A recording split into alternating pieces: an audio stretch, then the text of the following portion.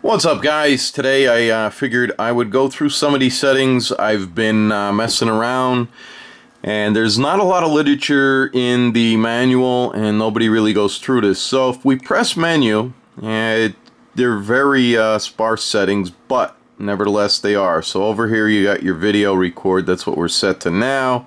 If we click on that, you're gonna see, 4K, 2.7, your 1080p, 60 frames. Yeah, you get the idea. So you're gonna want, at least in my case, I want to set it to 4K. The white balance, being that this does not have, a setting to use a gray card, just leave it on auto. The filter, honestly, yeah, I mean, all it does is turn it gray or negative, like reverse the gray, and then antique and red. Waste, in my opinion. The scene now, okay, this is actually useful. So portrait is going to be like your 4:3, your landscape is going to be like your 16:9. Dusk sports, I wouldn't use auto. I have no idea. I'm just going to use portrait unless I want a wider field of view, and that explains in my last video when I was using the Sony, it was a narrow field of view compared to this one because I had it on landscape. Moving down, exposure settings is actually your aperture. So unlike your regular aperture settings, you can, it looks a little different, but anyway, 0 will be neutral. I have it set on 1, and you can go down to 3, well, -3 to +3. So that's that. Metering mode. So out of the box it comes with average metering. What my guess on this is, when you're videoing it, the sensor in this camera is taking a wider type of metering. So it's metering for focus, color, stuff like that.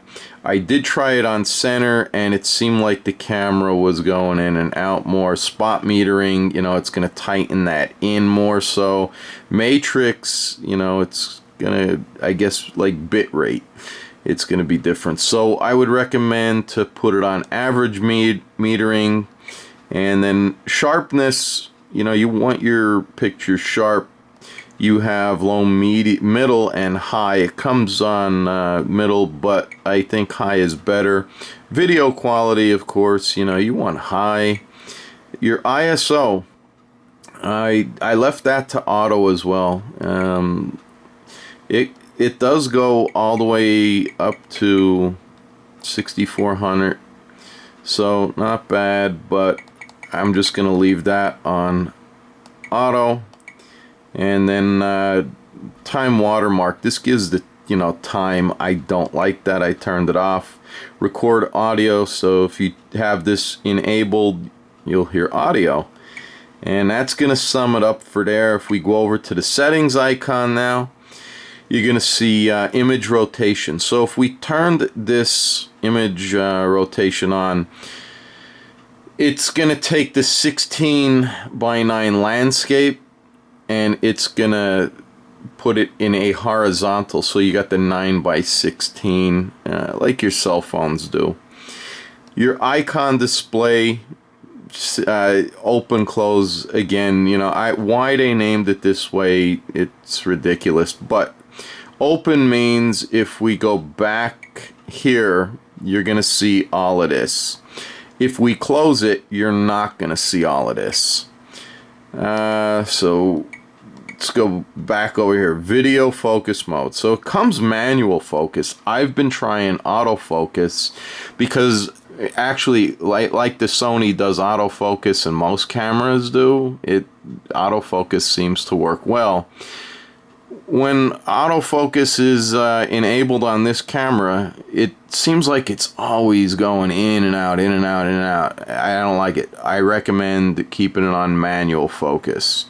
So your light source frequency is another one that I messed with. You got 60 hertz and 50 hertz. I'm under incandescent LED lighting. I put it on 60, even with the exposure set to 1, where I got more natural color, it turned orange. 50 gave me the correct, so I would suggest to leave that on auto. Your LED indicator, it's right up here. If you turn that off, it's just going to turn, you know, that light off. I don't recommend that because then you don't know when your camera is going to be off or on. Auto screensaver, waste, keep it, you know, off. And then auto power, if you click in here, it just tells you when your camera is going to switch off after inactivity. I left mine to 3 minutes. But anyway, button prompt, that's the noise. So if we put it to middle, it just, you can hear it's quieter. You can turn that off if you like. You don't have to have that on, and I'm probably going to keep that off. On or on off music.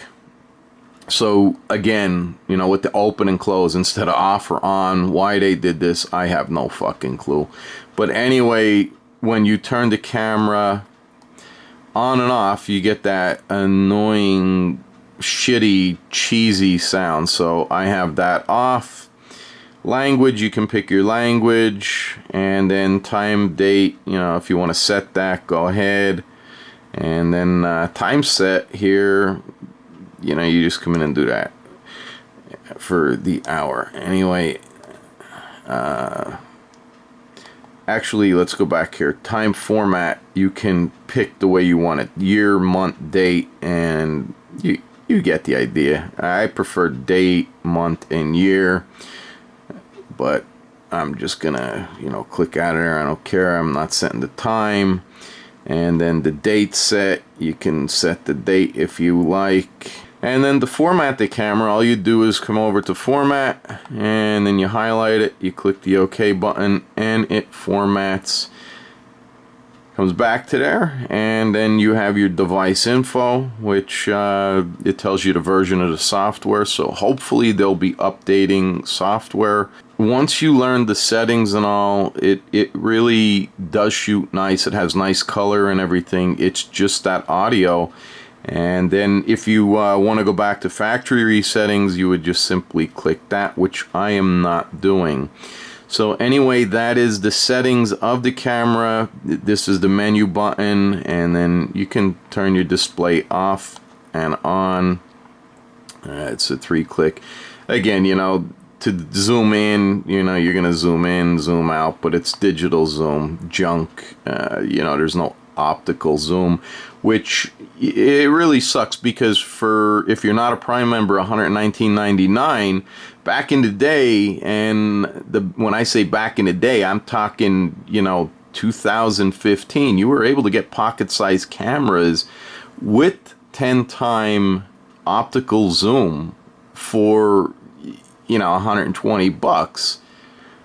This at 120 bucks really isn't a deal, but again, cell phones, smartphones, you know, kind of push the cameras out, and people are looking for used cameras. And if you're looking for a used camera such as a Panasonic Lumix, or, you know, even the Sony that I'm shooting this on yet, hopefully it's still recording, the price skyrocketed, and you know, people are loving it.